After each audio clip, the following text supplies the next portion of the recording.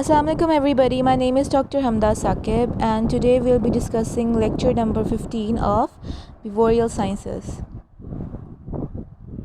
So we were discussing sociology and anthropology in health and disease. So in the previous lecture we discussed about sociology and health and its different elements that are related to it. In today's lecture we'll be discussing about anthropology and its sub topics which include culture, understanding culture in healthcare, influence of culture in healthcare, and culturally sensitive clinical assessment. So it'll be a very short lecture. Anthropology definition. We also discussed anthropology in our previous lectures as well. So we'll give a quick review to the definition of this word, which is it is the study of evolution of civilizations, their social characteristics, languages, cultures and ways of life. तो anthropology में हम क्या discuss करते हैं, civilisations किस तरह evolve की हैं, उनके क्या करेक्टरिस्टिक थे जो कि उस पर्टिकुलर सिविलाइजेशन के ही हैं और बाकी किसी के नहीं होते, लैंग्वेज क्या है उस पर्टिकुलर सिविलाइजेशन का, उनका कल्चर कैसा है और उनकी ज़िंदगी गुजारने का तरीका क्या है. A health care practitioner committed to the biopsychosocial model and integrated model of health is a provider of culturally sensitive health care. तो हेल्थ केयर प्रैक्टिशनर को हमेशा ये जहन में रखना चाहिए कि एक पर्टिकुलर पेशेंट आएगा तो उसका कोई कल्चरल बैकग्राउंड भी होगा और उस कल्चरल बैकग्राउंड का उसकी हेल्थ और डिज़ीज़ पे भी कोई इफ़ेक्ट हो सकता है. और जब आप उसकी असेसमेंट करो तब भी आप ये अपने जहन में रखो. फॉर एग्ज़ाम्पल, अगर एक इस्लामिक कल्चर से बिलोंगिंग एक फ़ीमेल पेशेंट आपके पास आती है और वो ये डिमांड करती है कि मुझे मेल फिजिशियन नहीं, एक फ़ीमेल फिजिशियन मेरी एग्ज़ामिनेशन करे और वैल्यूएशन करे, तो आपने उसके इस कल्चरल एस्पेक्ट को अपने जहन में रख के उसकी पॉइंट ऑफ व्यू का रिस्पेक्ट करना है. कल्चर क्या चीज़ होती है? It is the set of values, mores, believes and perceptions of the world that are passed from one generation to next. It is also called our social heritage. तो आप में से बहुत से लोग एक पंजाबी कल्चर से बिलोंग करते हैं और आप में कल्चर क्यों ट्रांसफ़र हो, क्योंकि आपके पेरेंट्स भी इसी कल्चर के थे और आपके ग्रैंड पेरेंट्स भी इसी कल्चर के थे. सिमिलरली पश्तून कल्चर के जो लोग होंगे उनके जो जनरेशन्स के प्रीवियस जनरेशन्स के होंगे उनके फोर फादर्स, वहाँ से उनमें ये बात मुंतकिल होती है. और क्या चीज़ होती है कल्चर? एक पर्टिकुलर सेट ऑफ वैल्यूज़ है, एक बिलीफ है, एक परसेप्शन है वर्ल्ड के बारे में जो कि एक जनरेशन से दूसरी जनरेशन में पास होता है. It is what makes our species human a set apart from the other species. It is our culture that makes us behave appropriately. मतलब ये कि दूसरी स्पीशीज़ में कल्चर्स नहीं होते हैं. फॉर एग्ज़ाम्पल, अगर एक हर्ड है टाइगर्स का तो they are all the similar, they have the same motives of hunger और sexual motivation and so on. तो लेकिन ह्यूमन बीइंग्स में इस सब के अलावा अल्लाह ताला ने एक, जिसे कहते हैं, एक दिमाग दिया है. इसको इस वजह से अल्लाह ताला ने हमें अशरफुल मखलूक़ात बनाया क्योंकि हमारे अंदर इन बायोलॉजिकल मोटिव्स के साथ साथ हमारे अंदर एक कल्चरल एस्पेक्ट आता है जिसकी वजह से हम आपस में दूसरे से डिस्टिंग्विश होंगे. हमें अच्छे और बुरे की तमीज़ सिखाई गई, वैल्यूज़ सिखाए गए और बिलीव सिखाए गए. तो इससे हम जानवरों से मुख्तलिफ हैं और हमारा कल्चर इसमें बहुत बड़ा पार्ट प्ले करता है. Culture is the outcome of man made part of our environment. Culture is always a dynamic process, मतलब कि स्टैटिक नहीं है, चेंज होता रहता है. And therefore it continues to evolve but never with the same pace as scientific, economic और technological progress. मतलब ये कि कल्चर्स में थोड़े बहुत चेंजेस आते हैं. फॉर एग्ज़ाम्पल, अगर हम आजकल का कल्चर देखें, लड़कियाँ जो सी हैं वो कंपेयर टू हमारी मदर्स या हमारी ग्रैंड मदर्स अब ज़्यादा फ्रीडम मिला हुआ है, अब ज़्यादा जॉब्स करती हैं, ज़्यादा अच्छा एजुकेशन मिल रहा है कंपेयर टू आवर मदर्स और ग्रैंड मदर्स. तो ये कि कल्चर में एक पॉजिटिव चेंज आया है. हमने इस बात को एक्सेप्ट किया है कि हमारी पॉपुलेशन में 50% वुमेन है और अगर ये 50% पॉपुलेशन को आप घरों में बिठा दोगे तो इकॉनमी कैसे चलेगी आपकी? किस तरह आपका मुल्क तरक्की करेगा? किस तरह आपके आगे से बच्चे भी पढ़ लिखे बनेंगे? तो ये कल्चरल चेंज आया है, एक डायनामिक चेंज आया है, मतलब एक चेंज आया है जो कि एक्सेप्टेबल है. लेकिन ये कल्चरल चेंजेस इतने फास्ट रैपिड नहीं होते जिस तरह साइंटिफिक होते हैं, क्योंकि अगर कल्चर्स इतनी जल्दी चेंज होने शुरू हो जाएंगे तो उनकी कोई इंटेग्रिटी नहीं रहेगी, फिर सारे कल्चर्स आपको एक जैसे नज़र आने शुरू हो जाएंगे. तो कीपिंग इन माइंड कि कल्चर्स डायनामिक ज़रूर होते हैं लेकिन इतनी जल्दी इवॉल्व नहीं होते. दैट इज़ वाई हमारा कल्चर अभी भी हमारे फोर फादर से मिलता जुलता है, लेकिन उसमें कुछ एक्सेप्टेबल चेंजेस ज़रूर आई हैं. It is revealed in people's language, art, religion, norms, values and health care believes and practices. तुम्हारा कल्चर इन चीज़ों से हमें पता चलेगा. फॉर एग्ज़ाम्पल कोई इंसान आपके सामने आएगा, उसको देख के भी आपको उसका कल्चर पता चल जाएगा, कैसे उसके क्लोथिंग से. ठीक है, फॉर एग्ज़ाम्पल एक अगर आपके सामने एक सिंधी फ़ीमेल आएगी तो उसके कपड़े उस तरह के होंगे, अगर पर्टिकुलर जो उनके ट्रेडिशनल ड्रेसेस होंगे, उनकी जो बोली है वो आपको पता चलेगी. फिर जो उनका आर्ट होगा, वो कौन से रिलीजन फॉलो करते हैं और उनके क्या बिलीव्स हैं हेल्थ केयर से रिलेटेड, वहाँ से भी आपको कल्चर का पता चलेगा. फॉर एग्ज़ाम्पल अक्सर जो हमारे पाकिस्तान के रूरल एरियाज़ में लोग बहुत ज़्यादा बिलीव करते हैं कि जी आमिर बाबा के पास जाके इलाज करवाना है या ये करवाना है. ये एक सेट ऑफ माइंडसेट आपको वेस्टर्न सोसाइटी में नहीं मिलता कंपेयर टू यहाँ. तो ये एक भी कल्चरल माइंडसेट बना हुआ है हमारी सोसाइटी में, जो कि आहिस्ता आहिस्ता चेंज हो रहा है. It is not inherited biologically but learn from environment. Obviously you know that. It provides a sense of identity, encourages group survival and gives its member a useful picture of universe. तो जो भी आपका culture है आपने उसको own करना, उससे proud होना है. जैसे कि I belong to a Punjabi culture, my parents are Punjabi, my forefathers are Punjabi and I am proud of the fact that my mother language is Punjabi and I have no shame to speak it. तो जैसे कहते हैं ना कि आपने अपना language, अपने roots को कभी नहीं भूलना चाहिए. तो you should be proud of the fact from where you belong and it shows your identity. किसी दूसरे कल्चर को, वेस्टर्न कल्चर को फॉलो करने में आप अपना आइडेंटिटी भी भूल जाते हो. For example culture of 4 provinces and Kashmiri culture. सब cultures may develop within a culture.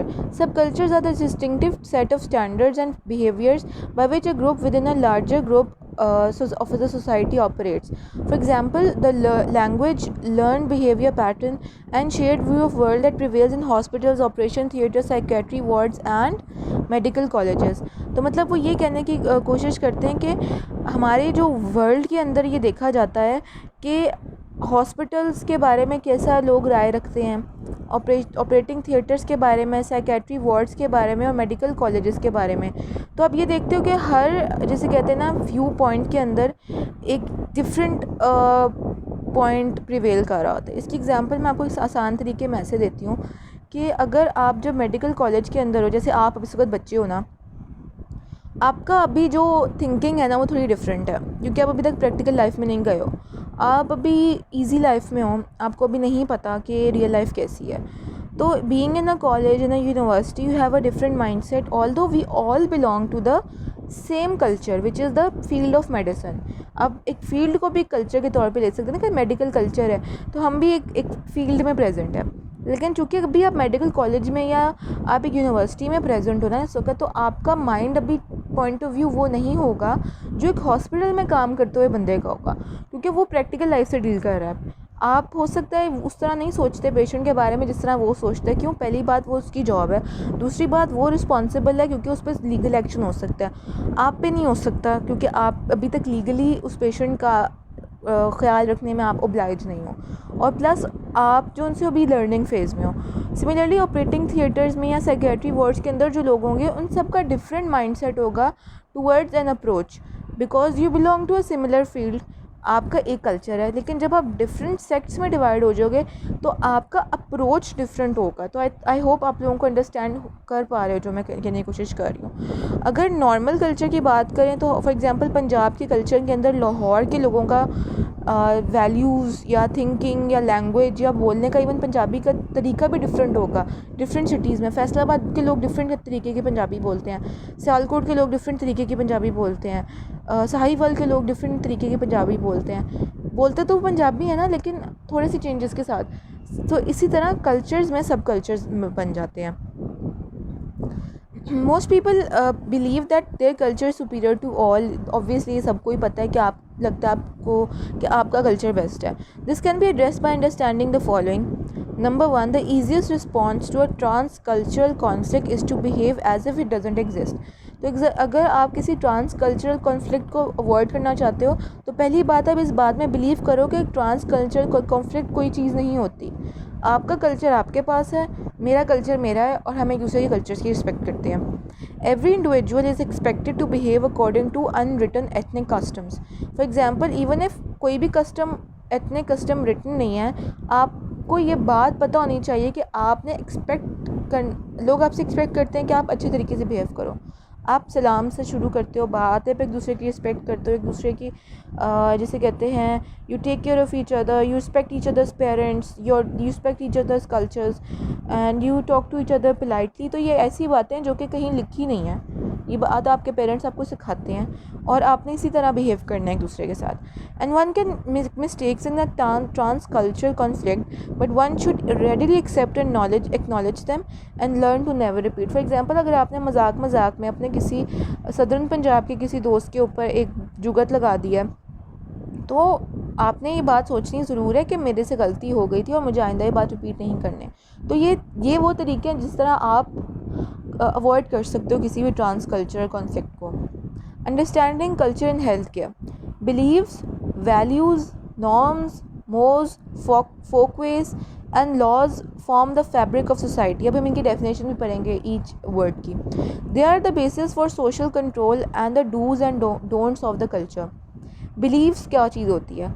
Are tenets with a shared meaning in a culture that are held to be true.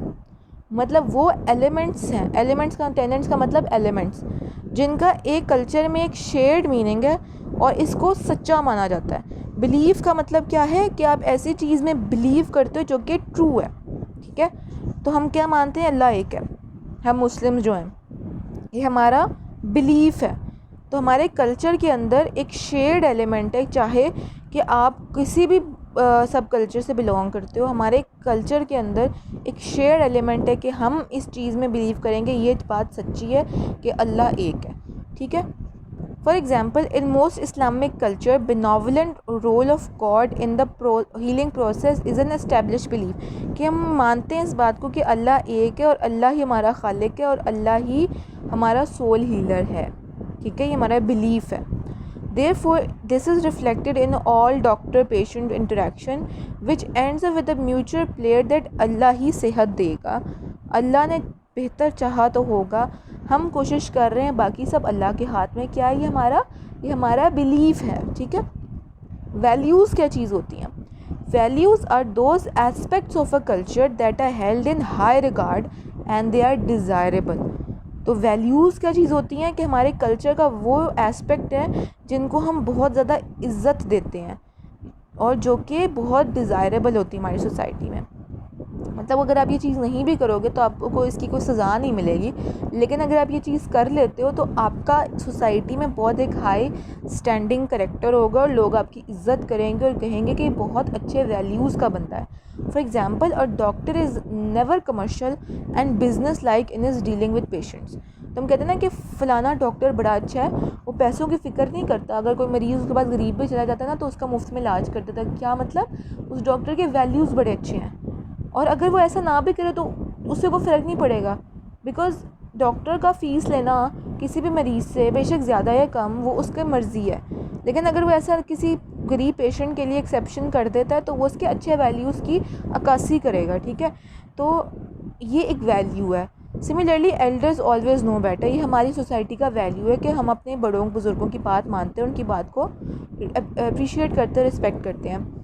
And the sick always must be visited to the hospital, इसलिए में बीमारों की तीमारदारी करना भी value है हमारी society का। तो norms क्या चीज़ होती है? Norms refer to the principles of right and wrong action and the rules and laws that govern the acceptable and unacceptable behaviour in a society. Values क्या चीज़ थी? जिसको हम एक हाई रिगार्ड में देते हैं, ऐसी चीज़ों की हम इज़्ज़त करते हैं, लेकिन अगर हम ये चीज़ ना भी करें तो उसकी कोई सज़ा नहीं है, ठीक है। लेकिन नॉर्म्स राइट और रॉन्ग के अंदर क्लियर कट डिफ्रेंशिएशन करती हैं, और अगर इस राइट और रॉन्ग में कोई रूल या कोई रेगुलेशन लगता है तो वो भी इस नॉर्म का पार्ट बन जाता है कि हम किसी भी बिहेवियर को सोसाइटी में एक्सेप्टेबल और अनएक्सेप्टेबल अगर बनाते हैं तो वो एक नॉर्म है।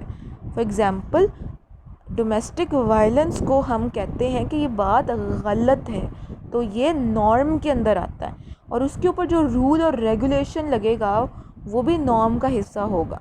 For example, abortion, euthanasia, intake of alcohol, heroin, ये वैल्यूज़ के अंदर नहीं आती क्योंकि इन चीज़ों को हम हाई रिगार्ड नहीं देते।